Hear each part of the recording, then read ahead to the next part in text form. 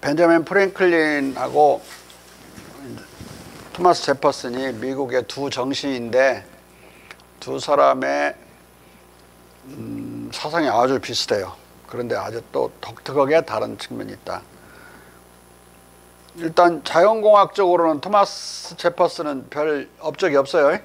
피레첨을 만들었다거나 그런 비단 생산의 기술을 터득했다 이런 건 없고 온도를 개발했다 이런 거 없고요. 대단히 정치적인 정치 철학적인 측면이 우세하다. 물론 종교적인 문제는 공통되게 똑같이 무신론자였고 무종교자였다.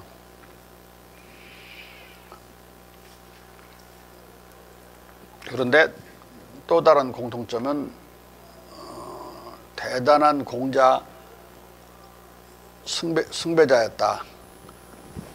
차이는 비밀스러운 숭배자였어요. 프랭클린은 막 공자를 언급하잖아요. 이 사람은 언급은 안 해. 근데 공자 철학을 선전하거나 설명한 그런 책을 많이 읽었어요. 그 사람 서재를, 그 사람의 서장고를 뒤져보면 나중에 자세히 알게 된다. 250페이지부터 친구가 읽어봐봐. 네, 시작하겠습니다. 제2절 토마스 제퍼슨의 공자 철학과 신화지리. 토마스 제퍼슨은 벤저민 프랭클린과 더불어 미국 독립선언문의 기초자이자 프랑스 대사, 초대 국무장관, 부통령을 역임하고 제3, 4대 미국 대통령으로서 미합중국을 다스림으로써 무려 33년간 초창기 미국 민주공화국을 주조한 가장 중요한 국부다. 따라서 프랭클린과 제퍼슨의 정치활동과 이 두 국부의 사상을 모르면 미국의 건국을, 아니 미국을 모르는 것이다. 제퍼슨도 프랭클린처럼 이걸 모르니까 미국은 청교도 국가라고 그렇게 헛소리를 하는 거예요. 이 사람들은 반청교도주의자들인데 청교도만 반대하는 게 아니라 종교 자체를 반대하는 사람들이에요. 그러니까 미국 헌법에 종교 자유를 박아넣을 수 있었다. 종교 자유는 어떤 종교를 믿을지 종교에 대한 자유도 포함하지만 당연히 종교로부터 자유, 종교를 안 믿을 자유도 포함한단 말이에요. 그렇게 되어 있어요. 어떤 종교를 강요하는 법률을 만들 수 없도록 헌법에 못을 박아놨죠. 미국 헌법에. 버지니아 헌법은 더 분명하게 안 믿을 자유까지 다 말해놨다고요. 우리나라의 종교 자유 헌법은 종교를 믿지 않을 자유까지 포함하는 걸로 해석을 해요. 우리 헌법에는 그렇게 안 돼 있어요. 명시적으로 안 돼 있지만 미국의 헌법을 본따서 그걸 우리가 만들거나 전 세계적으로 본땄기 때문에 미국의 해석하는 방향으로 해석을 크게 해야 된다. 우리나라 헌법에 있어서 중요한 것은 어떤 종교를 믿을 자유를 포함하고 당연히 그 다음에 나라의 종교를 정할 수 없다. 나라의 종교에 권력을 안 주더라도 나라의 종교에 대해서 국교를 설정해 놓고 아무 그 재정 지원을 하지 않더라도 그냥 명칭상으로도 국교라는 것을 정할 수 없어요. 그 다음에 세 번째, 종교를 믿지 않을 자유를 포함한다. 네?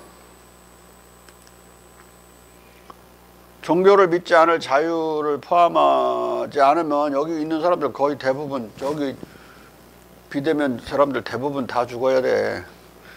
진우 믿어 종교? 어? 네. 희미하게 믿어? 희미하게 믿으면 반쯤 죽어야 되고. 어? 믿었다 안 믿었다 할 자유까지 다 포함하는 거야. 그러니까 예? 믿었다 안 믿었다 하는 사람 많잖아. 그지? 교회 나갔다 안 나갔다가 절에 갔다 안 갔다 뭐 그런 자유까지 다 포함한다. 이 종교 자유 부분에 있어서 정치적으로 더 적극적으로 푸시하고 그 헌법에 박아놓거나 자기 고향 주인 버지니아 주의 헌법에 박아놓으려고 애를 썼던 사람이 토마스 제퍼슨이야. 네? 자. 제퍼슨도 프랭클린처럼 전혀 청교도가 아니었고 마음속으로 청교도와 광신적 퀘이커, 장로교, 영국 국교 등 개신교를 적대했었고 무릇 종교라는 것이 일반적으로 인류에게 가한 악행과 폐해를 너무도 잘 알았기 때문에 중국처럼 신앙 자유, 종교적 다양성, 국교 불허, 국가와 종교의 분리 등을 사활을 걸고 민주공화국의 헌법 원칙으로 관철시켰다. 이게 좀 근본적으로 생각해 보될 게 사람이 가지고 있는 관념 중에는 믿음이 있고 지식이 있단 말이에요. 근데 이 기독교주의자들은 믿음과 종교를 엄청 대립시켜요. 그래서 믿음과 지식을, 그래서 지식을 너무 추구하는 걸 아주 싫어한다고. 믿음을 가져라, 믿음을 가져라. 신이 있는지 없는지 알라고 하지 말고 무조건 믿어라, 이렇게 가거든요. 근데 문제는 그냥 믿음을 갖지 않으면 인간은 살 수가 없어요. 내가 계단을 하나 내려가는데도 그 다음 계단이 똑같은 간격으로 있을 거라는 믿음에서 계단을 쳐다보지 않고 그냥 내려가는 거 아니에요? 그 믿음, 또 주변 사물들에 대한 믿음, 그게 동국대가 오늘 올 때 계속 있을 거라는 믿음이 있으니까 왔죠. 황당하게 없애버릴 거라는 믿음이 아니고, 또 주변 친구들이나 사람들에 대한 믿음, 그 믿음이 없으면 일단 법률 같은 것도 불가능해요. 법률은 우리가 정해서 그것을 지키자고 하는 약속을 믿는 건데, 법률이 별거야. 사람이 만든 건데 약속 안 지켜버리면 법은 없는 거란 말이야. 그러니까 믿음 없이는 어떤 국가도, 동국대학도 눈에 보이지 않는 모든 조직과 제도는 존재할 수가 없게 되는 거예요. 뭐 눈에 보이는 것만 존재하는 건 아니죠. 우리가 알고 있는 제도나 국가나 뭐 동국대학이나 이런 건 눈에 안 보여요. 만질 수도 없다고. 뭐 이런 게, 이런 교자재가 또는 뭐 책걸상이 동국대인 건 아니잖아. 그런 식으로 따지면 우리는 다른 사람의 육체를 볼 수는 있어도 만질 수도 있고, 다른 사람의 영혼을, 그 사람 자신을 만지거나 볼 수 없죠. 에? 남의 자아를 볼 수 없잖아. 냄새도 못 맡고. 근데 있는지 알잖아요. 그러듯이 그런 믿음에 의해서 만들어지는 것이기 때문에, 그런 믿음의 결과라면 신도 믿으면 이제 있다고 이제 할 수 있는 거죠. 국가가 있다고 믿으면 있듯이. 하지만 결정적인 차이는 그러한 신에 대한 약속을 우리가 법률로 통과시키는 식으로 만들지 않았다는 거야. 그냥 믿는 사람 믿고 안 믿는 사람 안 믿을 자유가 있는 거죠. 그런데 그 믿음이라는 것이 중요한 걸 알지만 그 사람들은 신에 대한 믿음만을 유일화하려고 하는 경향이 있어요. 기독교인들은. 신을 무조건 믿어라 이거죠. 다른 믿음은 다 가질 수 있지만 아마 대부분의 사람들은 신에 대한 믿음만은 못 가질 거야. 뭐 어떤 식의 작용을 해야지. 국가는 눈에 안 보이지만 법을 어기면 감옥 가죠. 확실한, 뭐 가난한 사람들에서 확실한 재정 지원, 코로나 때 여러 가지 장사 소상인들 힘든 것에 대해서 확실한 재정 지원을 해줄 수 있는 능력을 발휘해 줄 수 있는데, 그런 신은 존재하지 않아요. 그렇게 능력을 발휘해 줄 거라는 믿음만 존재하지 실제로 그래 본 적이 없죠. 신이 지금처럼 막 전쟁 나 있는데 우크라이나 그거 말려야 되는데 안 말리잖아. 그 말리는 건 사람들의 단결된 힘이나 이런 걸로 말리거나 말거나 그러는 것이지, 신은 그런 역사, 소위 교회당 안에서 제일 많이 말하는 그 역사를 해본 적이 없어요. 그러니까 눈에 안 보인다 해서 존재하지 않는다고 우기는 건 아니지만, 신이 눈에 안 보이고 만질 수 없다 해서 존재하지 않는다, 그 말은 어리석은 거지만은 신이 어떤 공효, 이펙티브한가, 그 점에서는 인이펙티브야. 제로라고. 효과에서 제로야. 그래서 못 믿는다고 할 때는 할 말이 없는 거죠. 응? 그게 있어야 그 지식을 내가 지각으로, 오감으로 알든지 나의 공감으로 알든지 그걸 알아야만 그 믿음을 줄 수 있는 그런 것이죠. 미래에 대해서 다음 단계의 계단이 똑같은 간격으로 있을 거라고 1초 뒤에 또는 0.5초 뒤에, 그 믿음은 지금까지 그 간격으로 있었다는 지식에 기반한 거예요. 그러니까 지식으로부터 괴리된 믿음은 목매에 빠질 수가 있다. 지식과 믿음은 다른 것이지만은 두 개는 대단히 긴밀히 연결되어 있고, 또 지식 없이는 믿음은 공허한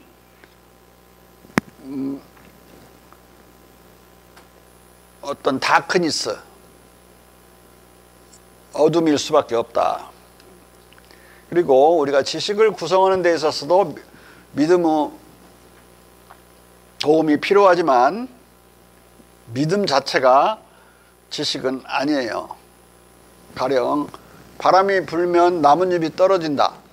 한 번 그러면은, 내가 여러 번 수도 없이 드는 예지만 그것이 바람이 불면 떨어진다는 확신을 가질 수 없죠. 그런데 두 번 그러고 세 번 그러고 네 번째 바람이 불면 나뭇잎이 떨어지냐 그러면 떨어질 겁니다 라고 자기의 예측을 말하는데, 그 예감은 바로 믿음이에요. 네 번의 경험에서 만들어진 믿음이라고. 그 믿음의 기초에서 바람이 불면 나뭇잎이 떨어진다고 하는 필연성, 일정한 법칙성을 도출하는 거란 말이에요. 그러면은 그 법칙, 자연과학이 그렇게 중시하는 필연성, 필연, 그 법칙, 자연과학에서는 필연을 법칙이라고 그러고 법칙을 필연이라고 그래요. 그 필연 또는 법칙은 결국은 내 인식론 들은 사람들은 알지만 믿음의 기초에 있지. 네 번 바람 불어서 네 번 떨어졌으니까 다섯 번째도 떨어질 거라는 예감적 믿음의 기초에 있다고. 그 믿음은 그 네 번의 경험에서 도출된 거야. 그러면은 나뭇잎이 떨어질 거라고는 그 과학적 지식은 그런 네 번의 경험으로부터 도출된 그 믿음에 근거하고 있는 거니까, 자연과학도 궁극적으로 그 지식이 믿음에 기초하고 있는 거예요. 그런데 하느님에 대한 믿음과 다른 건 네 번의 경험이 있는 거야. 그 경험하지 않은 하느님에 대해서 따라서 믿음을 가질 수가 없는 거지. 네 번 바람이 불면 떨어지는 경험이 있기 때문에 그런 믿음이 생겼으므로, 경험과 분리된 믿음도 목매고, 아까 지식과 분리된 믿음이 목매듯이 똑같이 목매인 거야. 믿음과 지식은 둘 다 대단히 중요한 것이고, 두 개는 대단히 긴밀히 연결된 것이다. 그걸 분리시키려고 막 어거지를 쓰는 기독교 신학자들의 말을 절대로 받아들이면 안 되는 거예요. 그건 옵스쿠라티즘, 인라이트먼트의 반대가 목매주의야. 계몽주의, 인라이트먼트는 계몽주의죠. 계몽주의 반대가 목매주의인데, 목매주의는 지식이나 경험으로부터 분리된 믿음 속으로 퐁당 빠져버리는 게 목매주의야. 지식도 경험도 없는 믿음을 목매라고 그런다. 업스카라티즘. 따라서 혹자가 막스 베버나 세뮤얼 헌팅턴처럼 미국을 청교도 국가로 안다면 그는 미국을 모르는 무식쟁이로 그치는 정도가 아니라 미국을 정반대로 잘못 아는 것이다. 토마스 제퍼슨의 공자 철학과의 접촉. 국부 세대에서 토마스 제퍼슨은 중국과 중국의 고전 문학에 대한 전문가였다. 제퍼슨이 파리 주재 미국 대사로 발령받았을 때 그의 절친한 고향 후배 제임스 메디슨은 그에게 중국에 관한 최신 서적들을 편지로 알려주고 있다. 나는 아멜로 씨가 최근에 중국 안으로 들어가 여행한 기행문들을 출판했다고 들었는데, 이 기행문들은 그것들이 어떤 장점이 있다면 아주 재밌을 것이다.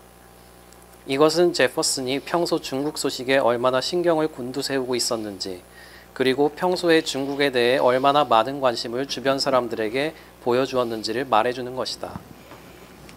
또한 제퍼슨은 중국에 대해 늘 우호적인 가운데 중국을 제조업 국가로 중시했다. 그는 1792년 3월 워싱턴 대통령에게 보낸 한 서한, 스페인과의 협상에 관한 보고에서 중국을 이렇게 묘사한다. 그것들, 최애국 조약들은 미국보다 심지어 중국에 더 적합할 것이다. 중국은 제조업 국가로서 유럽을 더 많이 닮았기 때문이다. 제퍼슨은 제4대 대통령 시절에도 중국을 우리가 우리가 후진국이었을 때 제조업 국가라고 그랬죠. 제조업 국가는 선진국이라는 뜻인데, 미국 대통령을 두 번이나 하게 될 토마스 제퍼슨이 중국을 제조업 국가라고 알고 있는 거야. 그러면 선진국으로 알고 있는 거죠. 자. 미국을 국가 부도 위기에서 구해진 미중 무역이 이미 천문학적 규모에 도달했음을 인정한다. 우리의 중국 및 동인도 무역은 엄청난 양으로 드러난다. 제퍼슨의 중국 언급을 이 정도만 살펴보아도 그가 평소에 중국의 경제력을 얼마나 높이 치고 있었는지를 알 수 있다. 그런 만큼 그는 중국의 정치 철학과 국가 제도에 대해서도 깊은 관심을 가졌다. 토마스 제퍼슨의 정치 철학과 공자 철학의 연속성과 친화성. 제퍼슨은 40년 가까이 선배인 벤저민 프랭클린을 아버지 뻘의 위인으로 깍듯이 존경했다. 또 제퍼슨의 공자 숭배와 중국 열광은 은근했을지라도 프랭클린의 그것만큼 강렬했다. 그는 심지어 1801년 대통령 취임 연설문 안에서 공자의 도덕 원칙을 은밀히 장려할 정도였다.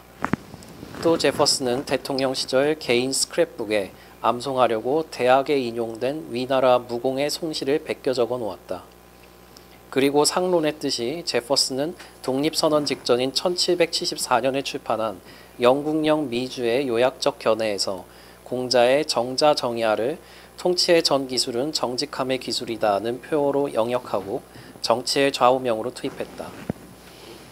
당시 가장 부정직한 정치는 식민지 주민에게 의회에서 그들의 의사를 대변한 대표를 선출해 올려보낼 권리를 인정하지 않고 과세하는 것이다. 훗날 혁명 봉기의 기치가 된 대표 없이 과세 없다는 구호는 공자의 정자정야의 혁명적 적용이라고 해도 과언이 아니다. 특히 제퍼슨은 공자의 군자 개념과 중국 신사제도를 염두에 두고 혈통과 장자상속의 부에 근거한 세습귀족을 재능과 덕성에 기초한 자연적 귀족으로 대체할 것을 주장함으로써 일각의 귀족제 요구를 물리쳐 귀족공화국으로 전락할 위기로부터 민주공화국을 구했다. 그리고 자연적 귀족의 육성과 국민 일반의 지식 수준의 향상을 위해 중국식 교육제도의 도입을 주창했다. 토마스 제퍼슨은 유럽의 계몽 철학을 잘 알고 있었고 독립혁명 후에 초대 프랑스 공사로서 파리에 거주하며 유럽 사상가들과 넓은 교류 관계를 가졌다. 제퍼슨은 동시대 유럽의 신화주의와 계몽주의를 같이 호흡하는 철학자였다. 그는 미국 독립선언문을 기초했을 뿐만 아니라 버지니아 권리장정 기초와 채택에 기여했다. 또 제3, 4대 미국 대통령으로서 미국을 다스리고 주조했다. 제퍼슨은 존 로크의 태생적 평등 이념과 혁명 개념을 알고 있었지만 로크의 이 개념들의 원산지인 중국의 평등사회와 신사제도 및 중국의 반복된 혁명의 역사 기록도 잘 알고 있었다. 그런데 그는 도덕 철학에서 로크의 도덕적 성백론을 떠나 셰프스베리와 본성은 백지다라는 뜻이야. 성백론. 본성은 백지다. 허치슨의 유교적 도덕 감각론을 주종했다. 로크 이전 영국 철학자와 신학적 자유사상가들은 이미 중국이 세습귀족도 노비도 없는 평등사회라는 사실을 경탄에 맞이 않았다. 퍼체스, 트리고, 로버트 버튼, 빈센트, 템플 등은 중국의 신분평등과 능력주의 관료제를 상론했다. 제퍼슨의 장서에는 사무엘 퍼체스의 퍼체스 그의 순례 여행과 윌리엄 템플의 전집이 들어있다. 그리고 로크 이후에도 구미 지식인들은 각종 중국기를 통해 신분 없는 평등사회를 배웠다. 혁명 이전부터 그리고 파리에 오래 체류했기 때문에 혁명 이후에도 제퍼슨은 한평생 이런 계몽주의적 구미 지식인 대우에 끼어 있었다.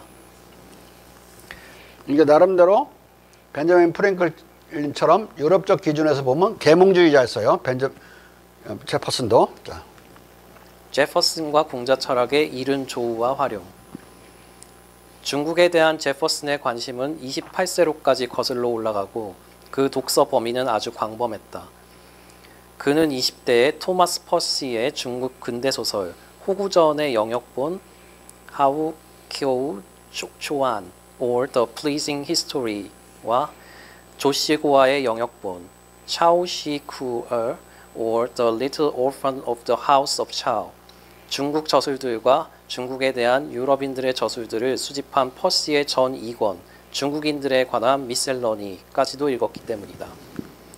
이것은 제퍼슨이 28세 때인 1771년 8월 3일 그의 이복 처제의 남편 스킵 워드에게 보낸 편지에 동봉한 스킵 위즈. 스킵 위드에게 보낸 편지에 동봉한 필독 서적 목록에 친중국 영국 문사들인 로크, 포프, 볼테르, 스위프트, 휴움, 레이드, 아담 스미스 등의 여러 저작들과 함께 퍼시의 저 두 소설을 열거하는 것에서 드러난다.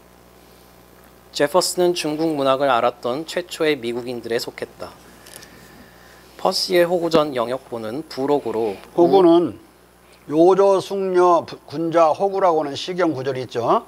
그래서 호구, 짝을 좋아한다. 요조 숙녀는 군자가 좋아하는 짝이다. 그럴 때 호구란 말을 쓰죠. 그러니까 청춘 남녀가 연애해가지고 결혼 상대를 구하는 그 복잡한 심리적인 과정을 대단히 근대적으로 묘사한 중국 소설이 호구전이에요. 이걸 보고 괴테도 엄청나게 놀래죠.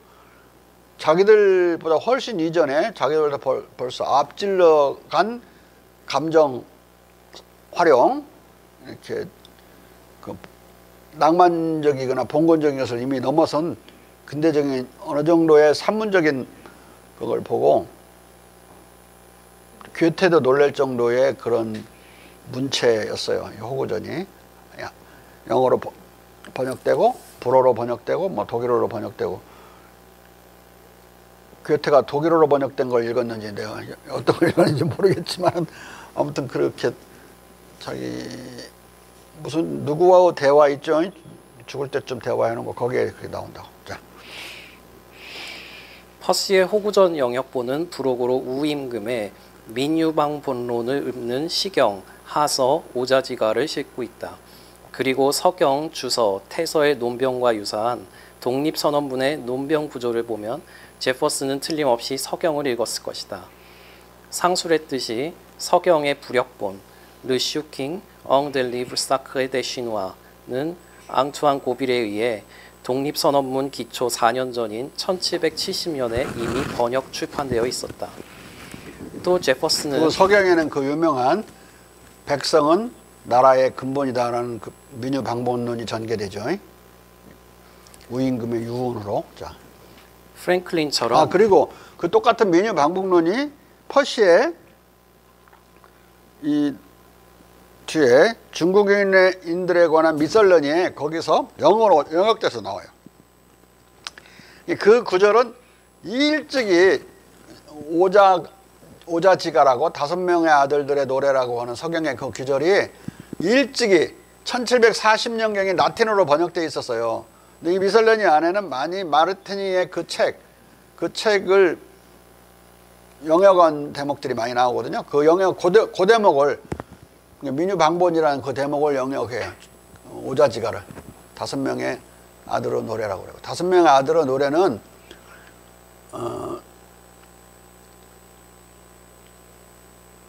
그 하나라는 우임금이 세웠죠. 그 하나라의 세습 군주 중에 하나가 대대로 이어져 가다가 통치는 안 하고 맨 그 주택 잡기만 하고 사냥만 하고 그러다가 백성들의 미움을 받게 되는데 시소찬이라고 그러죠. 시체 같은 지위에서 맛있는 음식만 챙겨 먹는다고. 그런데 어느 날 사냥을 나갔는데 백성들이 들고 일어나 가지고 사냥해서 서울로 돌아오지 못하도록 길을 막아버렸어요. 그래서 이제 타도당해 버리는데, 그래서 쫓겨나 가지고 이 5명의 아들도 같이 왕자들이 쫓겨난 거예요. 제 형 때문에. 그때 이제 노래를 부를 때 우리 할아버지 우임금이 우리에게 이런 말을 했다고 하면서 시가로 되어 있어요. 그 중에 이제 백성은 나라의 근본이다. 그 구절도 같이 들어있다고. 네? 자. 중국의 농본주의와 자유시장 이념을 수용한 프랑스와 케네와 프랑스 중농주의를 통해 중국 철학과 연결되었다. 제퍼슨이 33살이 되던 1776년 7월 4일 그가 유럽 계몽주의와 공자 정신에서 기초한 미국 독립선언문은 서두에서 만인은 평등하게 창조되었다고 선언하게 되는데, 이 독립선언문 속에 나타난 제퍼슨의 이 만인 평등 창조론도 16세기 말부터 중국 문화의 영향으로 형성된 태생적 평등론을 수용한 로크의 통치 이론의 자연적 평등론을 우회적 경로로 해서 중국의 귀족도 노비도 없는 자유평등한 정치 문화를 간접적으로 수용한 것으로만 볼 수 없고, 제퍼슨 자신이 중국 서적과 중국 관련 서적들을 열독함으로써 평등론의 본산 중국의 자유, 평등한 정치 문화를 직접 수입한 것으로도 보아야 할 것이다. 유럽 계몽 철학자들만이 아니라 미국인 제퍼슨도 프랭클린처럼 중국의 보편적, 태생적 평등 개념을 각종 중국 보고서를 통해 너무나도 잘 알고 있었기 때문이다. 그러나 로크는 자연적 평등 이념에 충실하지 않게 식민지 관리위원으로서 캐롤라이나 식민지 노예 제도를 기획하고 운영했고, 영국의 신분 차별을 전제로 이 신분 차별을 차등 교육으로 재생산하려고 했다. 교육론을 전개했는데 존 로크는 공자는 교육을 평등하게 함으로써 귀족과 상민의 신분 차이를 없애려고 그랬는데, 이 사람은 거꾸로 교육을 통해서, 차등 교육을 통해서 신분 차별을 재생산하려고 그래. 귀족은 귀족대로 교육시키고 따로 다른 내용으로, 평민은 평민대로 일해서 먹고 사는 교육을 시키고, 에? 거의 직업교육에 가까운 것이죠. 그러니까 교육도 쓸모에 따라 완전히 반대로 작용할 수 있죠. 평등을 향해 갈 수도 있고, 평등을 만들어내는 강력한 도구일 수도 있고, 차별을 만들어내는 강력한 도구일 수도 있다, 교육이라는 게. 그 고종황제의 광무세대 교육은 애국지사를 만들어내는 교육이었지만, 일제세대의 일제시대의 교육은 매국노를 만들어내는 교육이었죠. 교육 하나로 그렇게 달라지는 거예요. 그러니까 광무세대의 그 3천여 개 광무시대에 졸업하고 배우고 졸업한 친구들은 전부 독립운동을 했는데, 1907년 이후에 일본 놈들이 교육감독권을 가져간 이후에 나온 일제세대는 하나도 독립운동을 안 해요. 얼마나 교육이 중요한지 알겠죠. 금방 귀족과 쌍민이 차별 없는 나라를 만들 수도 있지만, 교육으로 반대로 완전히 그 차별을 굳히고 공고화 해가지고 제도화 할 수 있는 선까지 갈 수도 있다. 그러니까 지금 나한테 교육받는 사람들은 완전히 다른 해방된 방향으로 가지만, 다른 사람들을 받으면 서구 추종주의자로 남아있을 거야. 다 서양 사람이 했다고. 안 보여? 어? 자. 그러나 영국의 신분적 위계 체제로부터 탈출해 북미 신세계로 이주한 미국인들이 로크의 저 자연적 평등론을 로크의 뜻과 달리 원산지 중국의 평등 문화의 관점에서 심각하게 받아들여 진실하게 해석하고 현실로 구현코자 한 것이다. 제퍼슨이 대통령 취임 연설에서 밝히고 있듯이 미국인들은 지구의 한 방면의 파멸적 대혼란으로부터 자연과 넓은 대양에 의해 친절하게 분리되어 있고, 또 너무 고상한 마음을 가져서 타인들의 격하를 견딜 수 없는 백성이기 때문이다. 근데 이것은 앞질러서 하는 소리예요. 타인들을 격하시키는 것을 견딜 수 없어 한다. 유럽에서 신분차별로 사람들을 격하시키는 걸 견딜 수 없어 한다. 이 방향으로만 보고 있는데, 자기들 내부로는 노예를 격하시키고 있잖아요. 그걸 이 사람이 견뎌하지 못하는데, 근데 어떻게 7개 주는 13개 주 중에 7개는 다 노예주인데, 그러니까 노예주더러 노예를 해방하라고 하는 그런 어떤 촉구적인 의미도 있어요. 이 말 안에는. 왜냐하면 취임연설에서 이 말을 하고 있으니까. 자. 특별히 우리 미국인들의 지위를, 자존심을 높이는 발언을 함으로써 그들이 되돌아본다면, 레플렉시브하게 반성적으로 되돌아본다면 자기네 들어있는 그런 치부를 부끄러워할 줄 알게 만들려고 지금 이렇게 말을 한 거예요. 자. 제퍼슨은 1801년 대통령 취임 연설에서 공자의 도덕 원칙을 권장하고 기독교가 아니라 은밀하게 유교를 설파했다. 또 그는 공자로부터 민복, 즉 행복 개념도 수용했다. 또 오랜 세월 유지되어 온 유럽 전통의 상무적 귀족주의를 타기하고 중국의 문관우위 원칙을 수용해 군사적 권위에 대한 문민적 권위의 우위를 천명한다.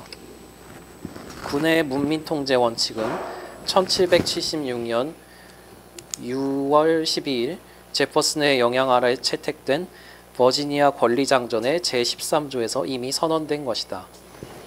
어떠한 경우라도 군부는 문관의 권한에 엄격히 예속시켜야만 한다. 제퍼슨은 이 조항을 대통령 취임 연설문에서 재확인한 것이다.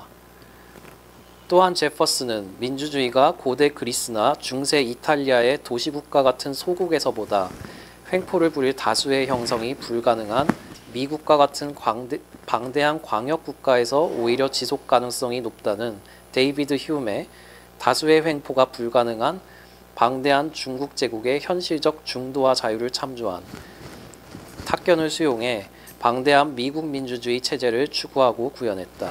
중국은 왜 백성들이 자유롭고 평등하고 중도적인 마인드로 그렇게 품성이 되어 있느냐? 나라가 너무 방대하기 때문에 어디서 쪼맨쪼맨한 것들을 도둑놈 떼들이 모여가지고 무슨 다수를 형성하려고 그러는 게 거의 불가능한 상황이에요. 딴 데서도 딴 놈들이 막 있어 서로 빡킹나고 견제돼가지고 중도화 될 수밖에 없다.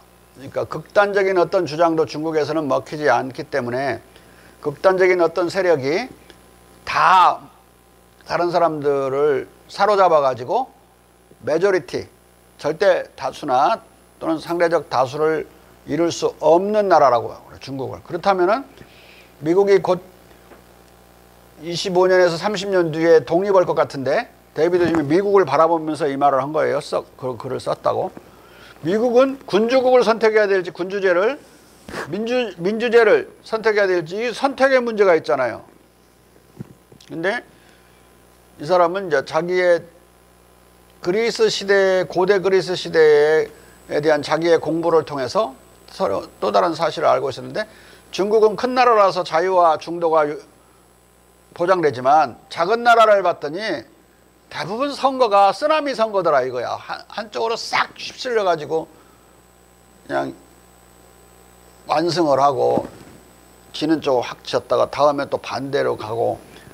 그래서 이 쓰나미 선거 압도적인 다수파 형성을 통해서 다수의 횡포가 가능하다 이 말이에요. 그러니까 소수의 횡포도 문제지만 민주주의에 대해서는 다수의 횡포도 민주주의에 대해서 치명적인 건데 고대 그리스의 민주정은 모조리 다수의 횡포로 망해버려요. 다수의 티러니로. 티러니란 말, 다수의 횡포도 티러니라고 영어로는 표현하고 소수의 그 폭정도 티러니라고 표현하는데 번역만 우리가 소수의 독재, 소수의 폭정이라고 그러고 소수일 때는 다수일 때는 횡포라고 번역할 뿐이야. 다 두 개 다 티러니야. 그러면은 민주국가는 소수의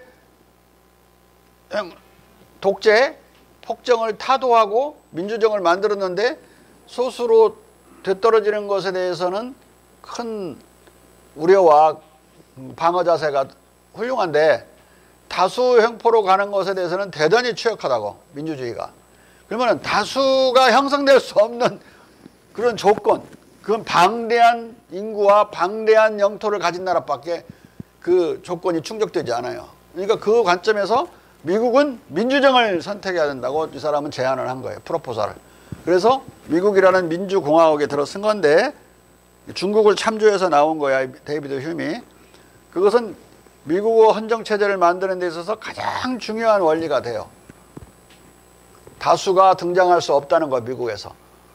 캘리포니아에서 다수가 등장하면 다른 쪽에서 또 다른 다수가 또 남쪽에서는 또 다른 의견을 가진 다수가 셋이 빡킹 나가지고 아무도 다수가 아닌 결국은 누가 대통령 될지 모르는 그런 선거를 계속 치러오듯이 그럴 수밖에 없다. 그러면 거기가 민주주의가 가장 오랫동안 서스테이너블 한 것이다. 그런 데가.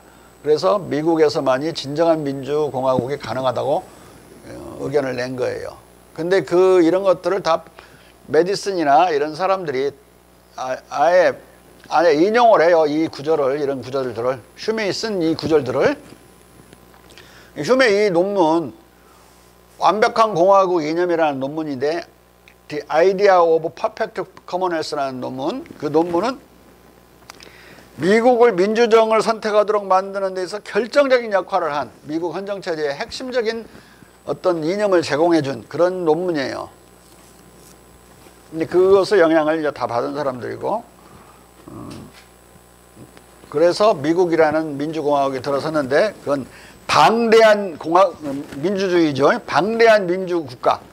이 방대한 민주국가가 없었으면 훗날 파시즘이나 나치즘, 공산주의에 대해서 절대로 이 세계는 민주주의를 지켜낼 수가 없어서, 쪼매는 유럽의 민주주의 국가들이 무슨 힘이 있어? 소련이라는 방대한 공산당 국가와 히틀러라는 그 영국의 2배 인구가 되는 나치하고 또 파시스트가 또 결합했네. 무솔리니하고 히틀러가 또 손잡았어. 결국은 다 유럽이 다 넘어가 버리는 거예요. 유럽이 히틀러에 의해서 다 정복당해 버렸다. 딱 영국 하나 남아 있었던 거예요. 미국은 참전을 안 하고 풍전등화 같은 거지. 이 영국이 그때 그 시점을 다룬 영화 내가 말해줬죠. 더 다키스트 아워라고, 가장 어두운 시간들. 처칠이 챔벌레인이 뮌헨 협정을 맺어주고 와가지고는 바로, 뮌헨 협정은 체코와 슬로바키아를 히틀러의 아가리에다가 집어넣고 희생시키는 대신에 평화를 얻었다고 이제 그러는 건데, 다른 나라를 희생시켜갖고 유럽의 평화를 얻었다고 생각한 건데, 돌아오는데 8월 달에 폴란드를 히틀러가 공격해. 어? 4개월 뒤에.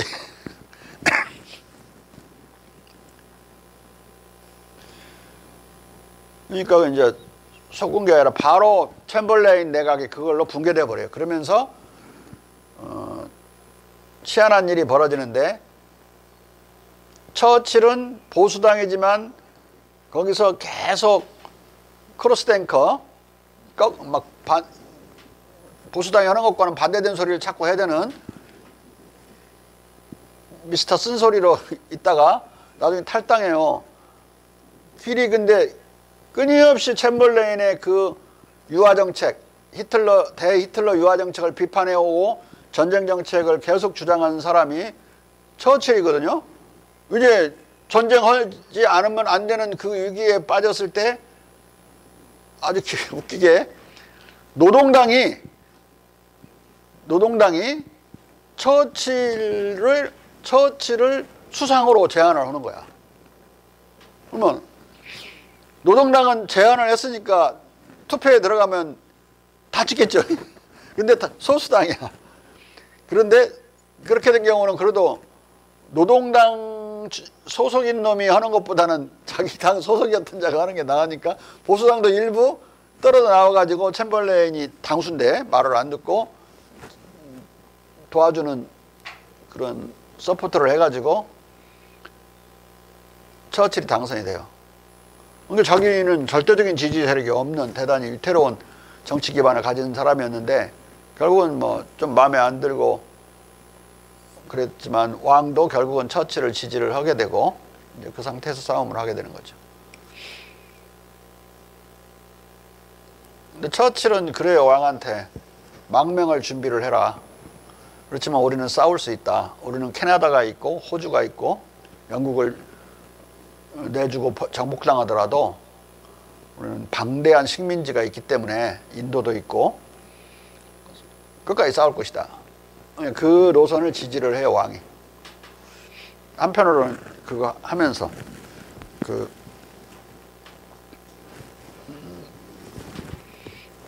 전쟁 준비를 하면서, 그래서 이제 그 바다에서도 싸우고 하늘에서 싸우고 땅에서 싸우고 싸울 것이다. 그 유명한 연설이 나오게 되는 거예요. 미국은 근데 계속 뺀질거리고 안 도와주고, 그 몬로 독트린의 법률들이 몇 개 있어가지고 유럽의 정치에 간섭하지 말라고 하는 하원의 법이 있었어요. 그 법을 철폐하지 않는 한 전쟁 정책으로 갈 수가 없어서 박살이 나는 거지, 영국 혼자 한동안.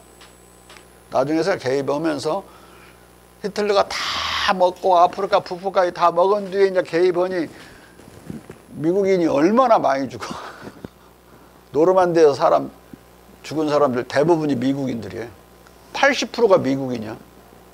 예? 거기서 무슨 싸워보지도 못하고 상륙정 열자마자 그냥 드드드득 해서 그냥 총 한 방 못 쏴보고 죽는 젊은이들이 막, 그게 해병대들이에요, 다. 꼼짝없이 죽고 얼마나 아까운 생명들이 이렇게 가버리죠. 아무튼 그걸 이기게 만든 게 미국의 개입이야.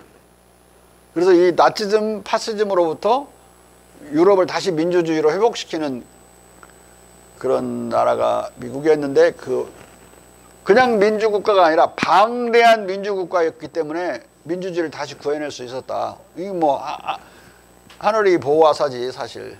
안 그랬으면 민주주의가 지금 사라져 버렸겠지. 민주주의가 사라지면 뭐 민주화 투쟁을 통해서 뭐 민주주의를 되찾고 한국에서 그런 것도 거의 전망이 없는 거야. 민주주의 하면 다 망하는데 무슨 민주화라고 그래. 박정희가 계속 옳은 길로 가겠지. 응? 전두환이 옳고 막 이렇게. 이 한 편의 논문, 데이비드 휴메의 The Idea of Perfect Commonwealth라는 이 논문이 얼마나 중요한지 알겠죠? 근데 이 논문은 중국에 대한 경험, 공자 철학에 대한 확신 속에서 나온 논문이에요. 유럽에서는 상상할 수도 없는 논문이야.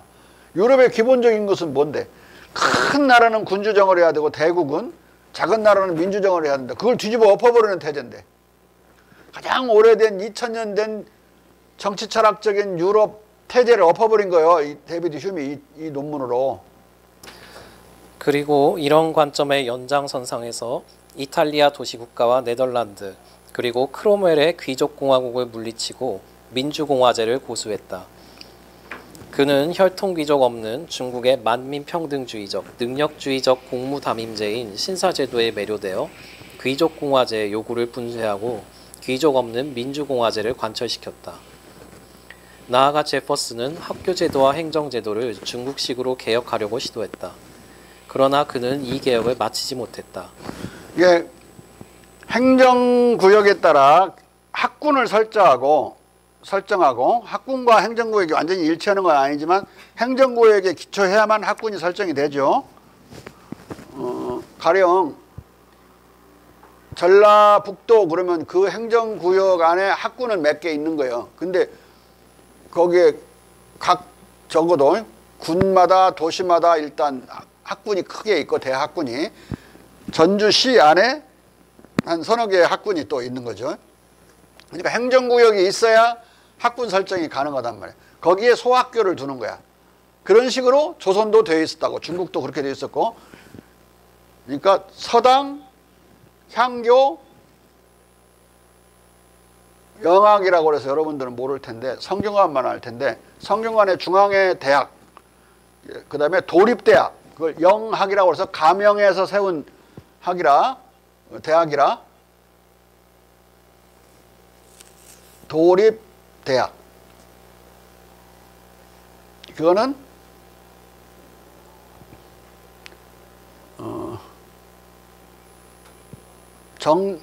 영조 이래 영학이 등장한다. 가명의 대학이죠. 영학. 도립대학이야. 공립대학. 향교의 우수자들이 들어갈 수 있고, 근데 소수 정예라 한 30명에서 40명밖에 안 돼. 그래서 대학교란 말은 못 붙이고 대학, 그냥 수제대학.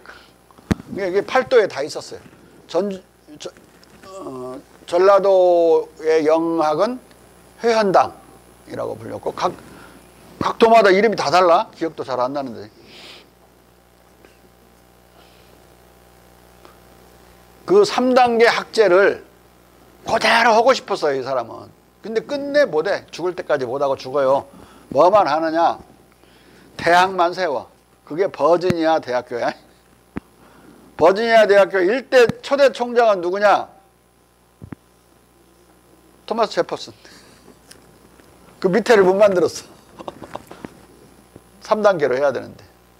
그건 나중에 결국은 이 사람이 써놓은 글도 있고 막 그러니까 거의 100년 이내에 그 방향으로 완성이 돼요. 그래서 이제 중국식의 3단계 교육제도가 정착을 하게 된다. 자, 하지만 그의 뒤를 이은 다른 개혁가들이 제퍼슨의 이 꿈을 계승해서 결국 실현한다. 제퍼슨은 국부로서 사상가였을 뿐만 아니라 위대한 권력자로서 초창기 미국을 만들고 일으키는 데 누구보다도 결정적 역할을 한 위인이었다. 그는 공자를 숭배하고 중국을 찬양하는 중국 애호자였기 때문에 이런 까닭에 무관용적, 독단적, 독선적, 광신적 청교도를 멀리했기 때문에 처음부터 미국을 유교화해 미국을 애당초 근대 민주공화국으로 창설하고 발전시킬 구상을 끝까지 견지할 수 있었다. 이 덕에 미국은 독립혁명 이후 서구제국과 동등하게 고도로 근대화된 극서제국의 대오에 낄 수 있었다. 제퍼슨은 16세에 윌리엄 앤 메리 컬리지에 진학해 스몰 교수로부터 베이컨, 로크, 뉴턴, 셰프스베리, 허치슨, 휴움, 아담 스미스 등의 영국 경험론을 공부했다. 이들의 영향은 그에게 평생의 감명으로 남았다. 그는 이때를 나머지 인생보다 더 상식적인 양식과 더 합리적이고 더 철학적인 대화를 들은 시절이라고 회고했다. 그는 독립선언문을 기초한 직후인 1776년 10월과 12월 사이에 로크와 셰프스베리의 노트를 남겨놓고 있다. 그리고 허치슨의 사상 셰프스베리의 대한이란 말이 빠졌어요. 허치슨의 사상도 일평생 그의 뇌리를 사로잡는다. 셰프스베리가 맹자로부터 수용한 12감각 또는 도덕감각 개념을 더 발전시킨 허치슨의 경험론적 도덕 철학은 18세기 휴움과 아담 스미스에게 결정적 영향을 미치고 19세기에는 찰스 다윈의 도덕감각론에도 영향을 미친다. 찰스 다윈은 이제 진화론자죠. 진화론자로서 가장 관심을 가진 게 인간의 도덕 감각이 어떻게 진화론적으로 생겨나는 걸 설명할 수 있나, 거기에 관심이 많아서 종의 기원이라는 책을 썼죠. 그거보다 두 배 두꺼운 인간의 기원이라는 책을 썼다. 800페이지가 넘어요. 인간의 기원은. 종의 기원은 400페이지도 안 돼. 그러니까 더 중요한 논문은, 책은 다윈의 경우에는 인간의 기원이야. 인간의 유래라고도 번역하는데, Descent of the Man이니까. The Descent of Man 읽어본 사람? 원문 읽어봤어요? 요약본 읽어봤지? 아니, 우리나라에서 두 권으로 번역됐어요. 두 권? 그러면 제대로 번역된 것 같은데? 그게 더 종의 기원보다 중요해. 인간에 관련됐기 때문에. 근데 거기서 셰프스베리 때문에 도덕감각론 학파가, 도덕감각 학파가 만들어지고, 그 가장 극성했을 때 그 도덕론의 영향을, 도덕철학 영향을 다윈이 받았기 때문에 그 도덕감각의 진화를 설명하려고 그런 거야. 근데 그 이후에는 도덕감각론자들이 지금 많이 약화되는데, 이유는 칸트 때문에 약화돼요. 칸트의 합리적인 도덕 이론 때문에. 칸트는 두 가지에 의해서 인간의 도덕이 존재한다고 봤어요. 도덕 감각은, 너는 도덕 감각을 타고난다고 보는 게 셰프스베리 입장이고, 그 스승인 맹자의 입장이고 공자의 입장이에요. 그건 논증할 필요가 없는 거예요, 도덕 감각은. 그런데 칸트는 그러지 않았죠. 두 가지 맥심, 두 가지 준칙으로 도덕이 생긴다고 그러는데, 하나는 너의 행위의 준칙이 일반적인 법칙이 될 수 있도록 행동하라. 두 번째는 타인을 단순히 수단으로만 보지 말아라. 두 가지 원리에 의해서 도덕이 만들어졌다.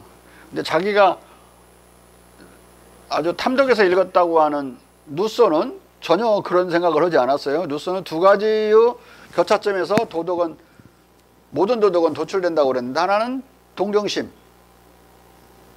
다른 하나는 이기심. 동정심과 이기심이 교차하는 데서 인간의 도덕은 생긴다고 그랬어요. 그러니까 그 동정심 쪽은 이제 공명의 영향으로 만들어지는 거고, 근데 그걸 읽어놓고는 그걸 다 버리고 그 헛소리를 한 거예요.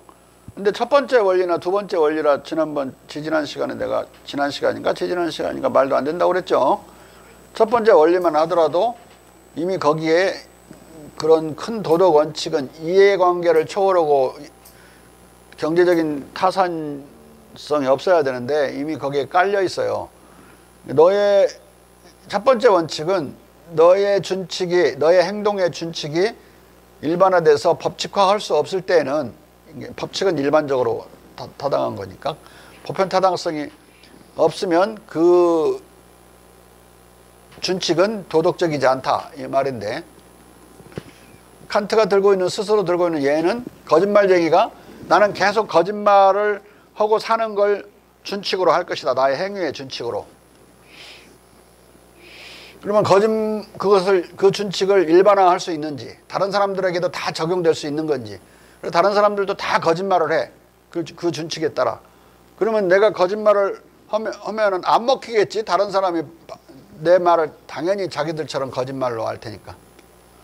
그러면은 거짓말쟁이가 노리는 어떤 모종의 이익이 구현되지 않아요. 그렇게 되면 실현되지 않지.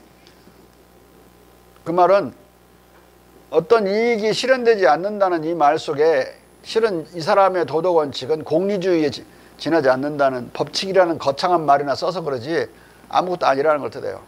네? 이익에서 도덕이 나오는 거지. 근데 이 거짓말쟁이가 결국은 그래서 거짓말은 나쁜 것이다라는 결론을 보편화될 수 없으니까 그런 결론을 내려야 되고, 따라서 그 거짓말은 나쁜 것이다, 부도덕한 것이다, 이렇게 말을 하는 거예요. 근데 이게 논리적인 것 같아도 전혀 말도 안 되는 소리예요. 거짓말이 부도덕한 것인가? 영재 박사. 거짓말이 부도덕한 거야? 그렇지. 어? 선한 거짓말도 많아요. 화이트 라이라고 하잖아. 거짓말 없으면 국가도 성립도 안 돼. 당군 할아버지 이야기가 그게 맞는 말이야, 그거? 입증도 안 되는 말을 드리고. 플라톤이 말할 때 국가의 창설을 위해서는 반드시 엄청난 거짓말이 필요하다고 그런 말을 한 거고. 그 다음에 거룩한 거짓말도 있어요. 단순히 그 도덕적으로 문제가 없는 거짓말은 화이트 라이라고 한다면, 다른 사람의 죄를, 자기가 친구의 죄를 뒤집어 쓰고 자기가 죽는 경우 많죠. 우리 역사 속에서는 또 예술 소설 속에는 진짜 순수 예술 속에서는 많다고. 예? 로마 역사 소설에도 많아. 친구를 위해서 내가 다 한 걸로 하고 뒤집어 쓰고 깨끗이 죽는 거. 예? 그 거짓말했으니까 나쁜 거예요, 그거? 이 거짓말은 무조건 나쁘다고 생각하는 그 생각이 쪼다 같은 생각인 거예요. 그 칸트 같은 놈이 많이 할 수 있는 생각이라고, 그게. 응? 근데 말이야, 거짓말을 하고 살기를 자기 행위 준칙으로 해서 끝까지 견지하는 자가 세 번째 비판이야. 과연 남들이 다 거짓말을 하는 상황에서는 거짓말을 하지 않을 거라고 생각하고 아무 이익도 못 얻을 거라고 하는 그 판단이 잘못된 거야. 그냥 전혀 경험적으로 말도 안 되는 소리라고. 그런 게 안 그래? 라이어가 거짓말쟁이라고 수도 없이 들켰어. 근데 이놈이 거짓말쟁이인지 모르는 다른 동네 가서 또 거짓말하고, 또 다시 돌아와서 잊어버릴 만할 때 한번 거짓말하고, 또 그놈이 상대방이 알아차리지 못할 때 살짝 거짓말해서 기만해 먹고, 얼마든지 그럴 수 있는 거예요. 그래서 기만인 거라고. 그 10명이 한 도둑 못 막는다고 자기 안 속으려고 하는 10명이 자기도 거짓말쟁이지만 딴 놈이 거짓말을 순간적으로 하면은 살짝 또 넘어가 버린다고. 그래서 세 번째는 그 경험적으로 성립할 수 없는 말이라고. 두 번째 태제인 단순히 다른 사람을 수단으로만 봐서는 안 된다, 목적으로도 봐야 된다, 이 말은. 자, 인간은 다른 사람에 대해서 목적도 아니고 수단도 아니에요. 수단으로만 보지 말고 목적으로도 봐라. 수단과 목적 관계에서만 인간을 보는 것은 장사치들이 하는 짓이라고. 다시 공리주의, 이익을 기본으로 하는 사고지. 사장이 종업원을 고용해서 수단으로 써먹어. 그거 없으면 자본주의 무너져버리지. 수단으로만 보는 거지. 다만 일과가 끝나면 목적으로도 볼 수 있지만 그건 사장과 임금 노동자 관계에서 성립할 수 있는 것이고, 보통 인간의 사회적인 생활 속에서는 그런 경제적인 행위 영역이 아니라 사회적인 생활 영역, 그냥 문화적이거나 또는 기타 소셜하거나 커뮤니케이티브하거나 그런 생활 세계에서는 그런 식으로 수단과 목적 관계에서 인간을 보지 않아요. 다른 사람을 목적으로만 보는 것도 아니고 다른 사람을 또 다른 인간으로, 또 다른 주체로 보고 같이 어울려서 놀라고 하거나 어울려서 우정을 나누려고 하거나 사랑을 나누려고 그러지, 또는 문화적인 어떤 걸 하려고 그러지 무슨 수단으로 보고 이용해 먹고 그런 거 없는 거라고. 벌써 약간만 이용해 먹는 것 같으면 술도 같이 안 마시려고 그래요. 이 새끼 보니까 술값 잘 안 내? 아니 뭐 몇 번 내줄 수 있어? 근데 이 새끼 계속 그래? 벌써 그럼 아웃이야. 그냥 이게 완전히 그런 이해관계를 초월한 문화적이고 어떤 예술적이고 또는 기타 사회적인 그런 공감적인 어떤 관계 속에서 인간이 인간을 만나는 거지, 맨날 경제 영역에서 만나듯이 그렇게 하면은 부모와 자식 간에 만약에 그렇게 장사치하듯이 수단과 목적으로 서로 봐. 내가 자식을 기르는 것은 나중에 내 노후를 보장받기 위해서. 자식을 길러서 노후를 보장받으려고 하는 그 부모는 진짜 멍청한 부모야. 자식이 부모의 미래를 보장해주나? 다 뜯어먹고 가지. 그리고 절대 안 갚아. 그렇게 손해라는 걸로 따지면 자식 못 길러요. 그걸 초월해 있다고. 부모 자식 관계는 그만큼 세게 초월해 있지는 않지만 다른 친구나 벗과 관계도 그 정도는 초월해 있고, 우리 국민들끼리 박근혜 탄핵할 때 그 추워 죽겠는데 나가가지고 막 몇 시간씩 노동을 하고 있다. 그걸 다 임금으로 보상받으려고 그러면 아무도 안 나가지. 아무도 보상 안 해주니까. 정치행위, 아까 사회적 행위는 정치적 행위, 정치행위는 그런 이해관계를 초월하는 거예요. 이익을 초월한다고. 생명의 이익도 초월해. 잘못하면 뭐 군인들 나와서 탱크를 밀어버리면 어떡해. 그 맞설라고 하는 거 아니야? 또 애국심, 나라를 사랑하고 국민을 사랑해. 잘못하면 전쟁 나면 목숨 내놔야 돼요. 목숨만큼 귀한 이해관계가 있어.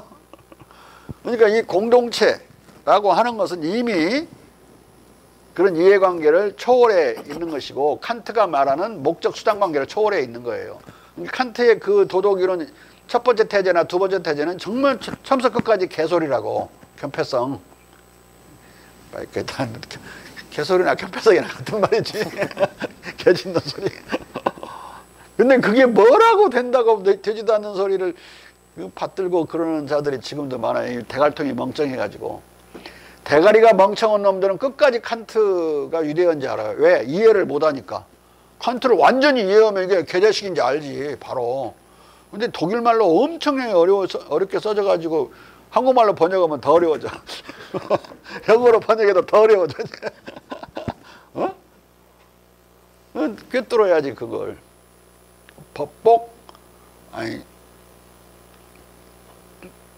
사제복을 입은 공리주의자야. 사제복을, 큰 어묵에 사제복을 입고 추구하기는 이익을 추구하는 공리주의에 준하잖아요. 공리주의는 도덕이 아니냐? 도덕이 아니라고. 예스이면서 노야. 노는 금방 말한 그런 큰 도덕, 대덕과 관련된 우리가 말하는 인간적인 도덕, 내가 정체성 도덕이라고 그러는데, 인의예지와 관련된 정체성 도덕과는 아무 관계없고 반대되는 이론이라고, 또는 배치되는 이론이야. 칸트의 도덕이론은 영국의 공리주의나 마찬가지로. 그렇지만 그 공리주의적인 두 이론은 공리주의적인 도덕이 있어요.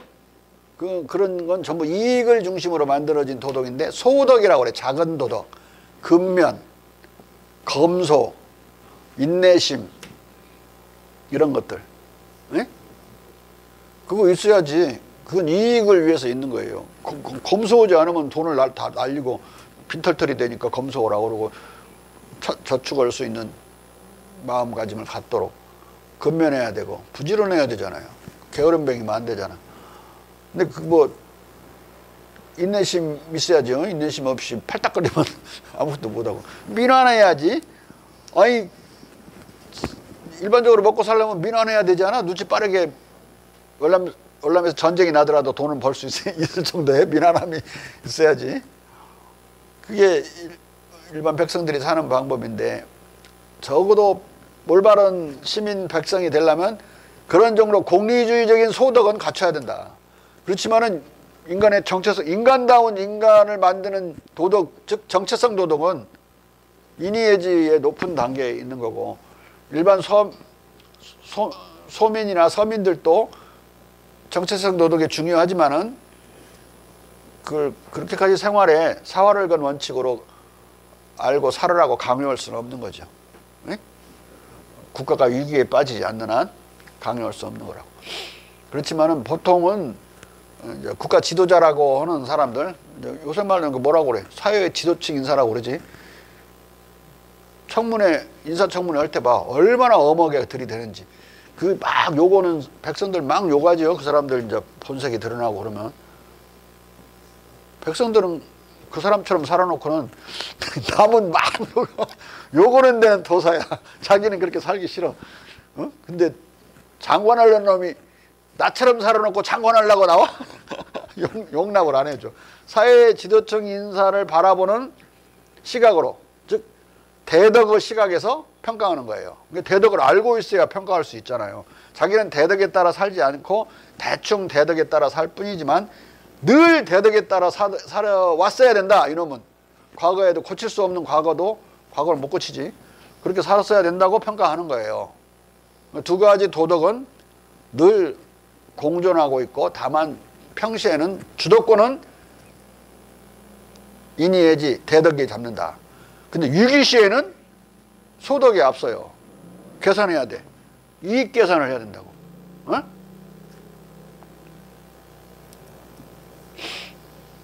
아니 100명밖에 못하는 생명보트에 200명 태워야 되려면 어떻게 해야 돼? 100명 띄워놓고 100명은 가차없이 공리주의적 타산에 따라 100명만 살려야지. 200명 다 탔다가 다 깔아줘서 200명 다 죽어버리는데. 그지? 그런데 그 큰 주도권은 공리주의가 잡는 거야. 100명만 탄다. 그 판단이 떨어지려면 그 도덕적 판단인데 공리주의적으로 도덕적인 판단이야. 근데 누가 100명 탈 사람, 누구인가를 결정하는 거라도 부수적인 주도적이지 않은 부차적인 입장에서는 다시 대덕이 역할을 한다고. 이미 다 정해져 있지. 그 해난 구조 원칙에 따라 어린이, 여성, 노인 이 순서로 타요. 젊은 놈들, 장정들, 힘센 놈들 다 빠져 죽는 거야. 해난 구조 원칙. 그렇게 해서 타이타닉도 많이 살아나고 그러지 않아서 세월호가 그렇게 욕을 먹은 거고. 그러니까 전 세계 캡틴들 그 전 세계 동맹에서 발표했잖아. 캡틴이 도망갔잖아. 세월호에서는. 우리 캡틴들 그런 거 아니라고. 세월호 캡틴이 문제라고. 그때 국제 성명을 발표했어요.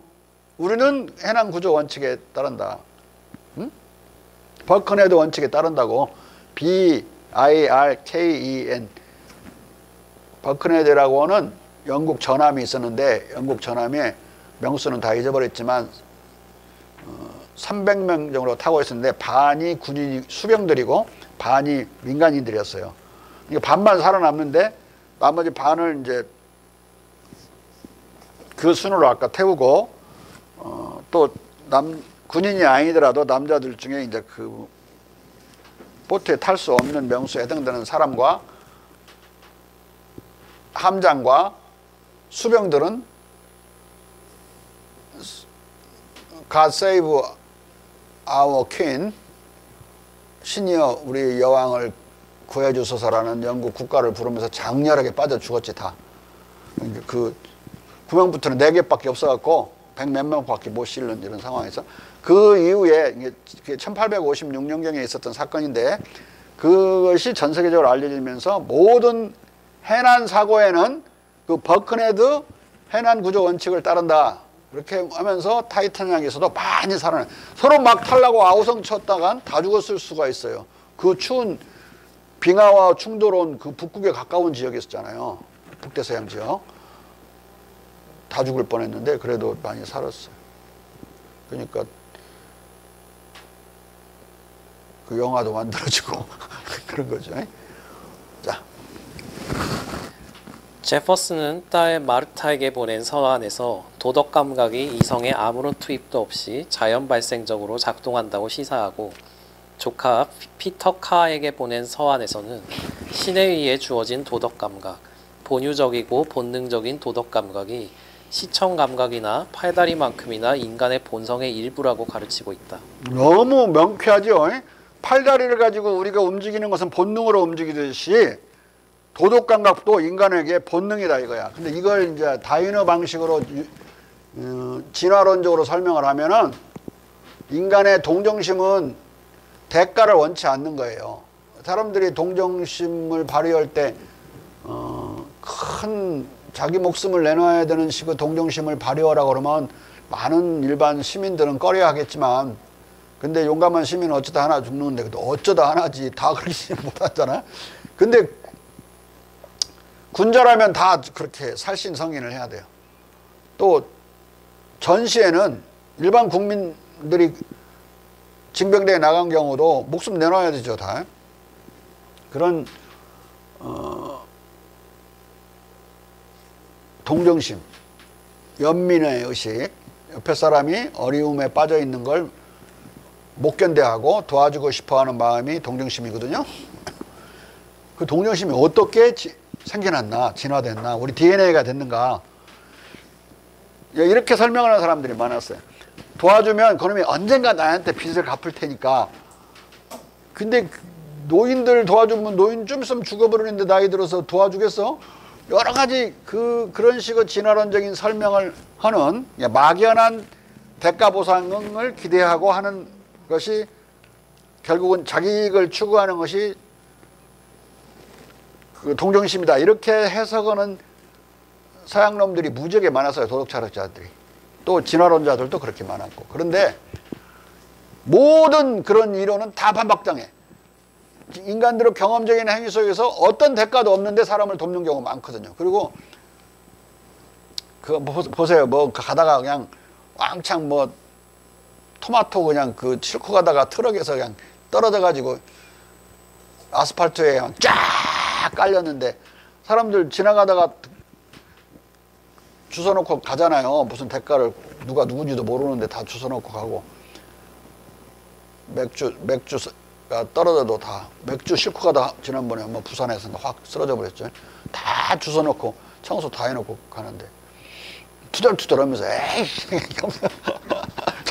바빠 죽겠는데 그런 작은 동정심에 따라 움직일 때 그건 다 일반 시민이 다 할 수 있어요. 아까 말한 큰 그런 경우는 어렵지만은 큰 경우도 할 수 있어야 이제 군자인 거지. 엄청난 자기 희생이 따르는 거죠. 근데 그걸 이제 어떻게 해석하느냐. 작은 동물을 사냥하고 살던 30만 년 전까지만 해도 사람들은 서로 많이 먹으려고 양이 적으니까 같은 그 원시 부족 안에서도 싸웠어요. 그러면은 결국 그 질서는 그 작은 동물 멧돼지를 잡는데 가장 기량을 많이 발휘한 사람, 활을 잘 쏘았거나 창을 잘 던져서 그걸 제압한 자가 가장 큰 몫을 먹고 나머지는 이제 그 귀여운 순서대로 먹는 그런 위계질서적인 사회였고 그런 동정심은 몰랐던 사회라고. 그런데 개를 기르기 시작하면서 개와의 협조 속에서 개가 포인팅 해주고 동물이 어디 있다고 그 개와 협력해 갖고 개를 많이 기르면 자기 장정은 한 10명밖에 안 되는데 장정 10명에 4명이 딸려 있으니까 40명 정도 사는 트라이브 그 종족이란 말이야. 근데 개를 10마리 기르면 거기에 10명이면 20명이 사냥하는 거나 같은 효과가 나니까 개와 같이 공격을 하는 거죠. 그러니까 이건 협력적인 코오퍼레이티브한 작업을 하게 돼. 더 이상 개인의 기량이 중요한 역할을 하지 못하고 얼마만큼 협력적 전략 기동을 하느냐가 중요해지면서 개인의 역할은 숨고 집단의 역할이 중요해지면서 평등주의가 나오기 시작해요. 나눠 먹을 때 똑같이 나눠 먹어야 돼. 같이 잡았는데 하면서 똑같이 나눠 먹어요. 그 대신 개에 의해서 도움에 의해서 큰 동물을 사냥할 수 있게 돼요. 더 이상 작은 동물은 상대를 안 해. 작은 동물이 더 싸납고 그래요. 먹잘 것도 별로 없고 무지개 질기고. 멧돼지 먹어봤어? 실제로 잡아갖고? 이빨 끊어지려고 그래. 얼마나 질긴지. 맛도 없고 맛 없는지 안 해. 맛 하나도 없어. 꽝도 진짜 맛없어요. 그런데 큰 동물일수록 연해요. 삼치 무지개 연해. 큰 어류, 고래도 마찬가지, 매머드도 마찬가지. 큰 타조보다 한 8배 이상 큰 걸 공조라고 그러는 공포 올 때 써갖고 무서운 새.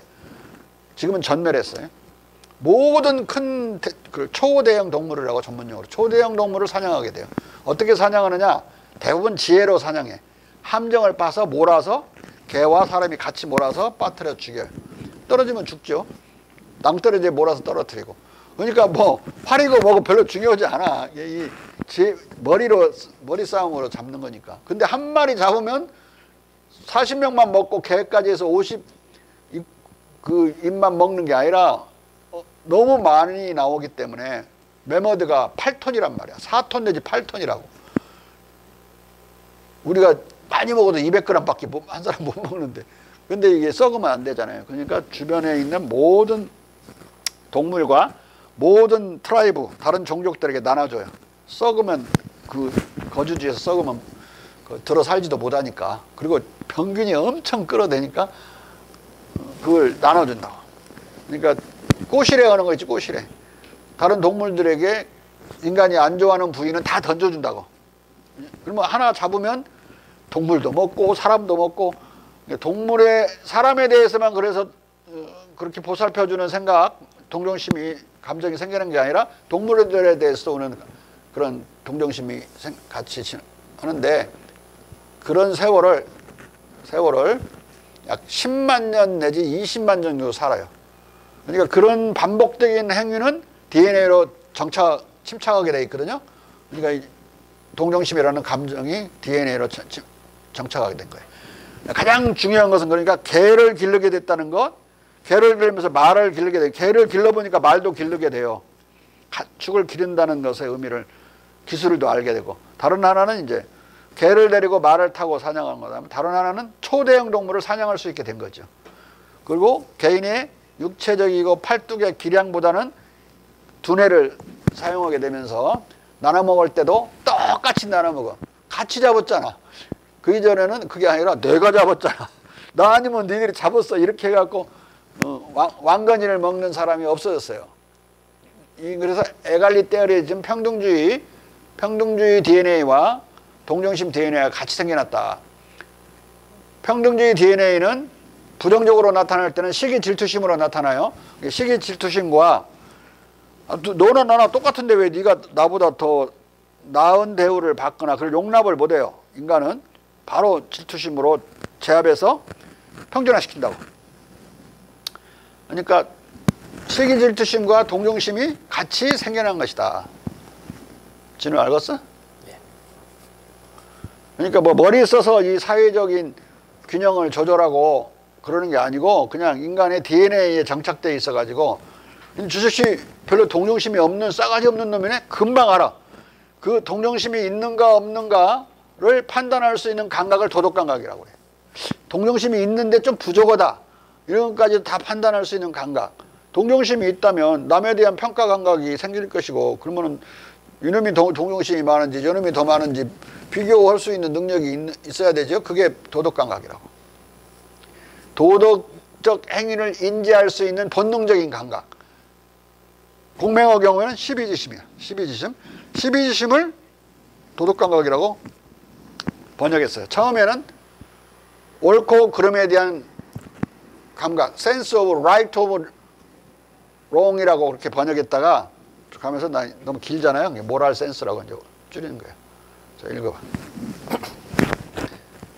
제퍼슨이 이 영국 경험주의자들을 포함하여 공자와 중국 서적 그리고 유럽 계몽주의자들의 어떤 서적을 읽었는지는 그의 장서가 화재로 불타거나 1812년 전쟁 때 영국군이 의회 건물의 방화 한 통에 소장 도서를 다 잃은 의회 도서관에 매각했기 때문에 정확하게 추적할 수 없다. 그는 그의 서적들을 보물처럼 소중히 했으나 이 두 번의 도서 소실 사건으로 인해 많은 장서를 잃었다. 그는 젊은 시절에 그의 아버지와 당시 교수들로부터 물려받은 책들을 포함하여 200권의 장서를 가지고 있었으나 셰드웰에 살던 시절에 난 1770년의 화재로 이 장서들을 다 잃고 말았다. 그러나 그는 그 후 3년간 그의 장서를 1250권까지 늘렸고 1814년에는 거의 6500권에 달했다. 그 사이에 영국군이 1812년 워싱턴에 침공해서 의사당과 의회 도서관을 불사른 사건이 터졌다.